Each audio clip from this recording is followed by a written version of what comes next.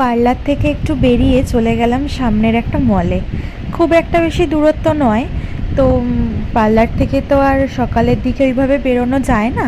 তো আমরা যারা পার্লারে মোটামুটি থাকি তারা এই সময়টাই একটু শপিংটা করে নেওয়ার চেষ্টা করি।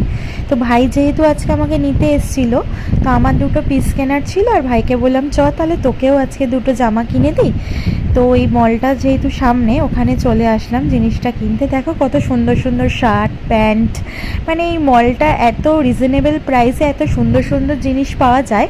আমি অবশ্যই তোমাদের একবার বলবো যে স্টাইল বাজারে তোমরা অবশ্যই ভিজিট করো। হয়তো যে যেখানে থাকো সবার ওখানেই স্টাইল বাজার আছে। তো ফার্স্টে ওই সাদা গেঞ্জিটা নিয়েছিল, তো আমি বললাম সাদাটা নিস না, বাড়ি থেকেও বললো নিস না। তারপরে এই কালারটা নিল, ওকে এটা পরে কিন্তু খুব ভালোই লাগছে। তারপর আমি বললাম আরও একটা শার্ট নে, তো এই শার্টটাই নিল। তোমাদের কি পুজোর সবার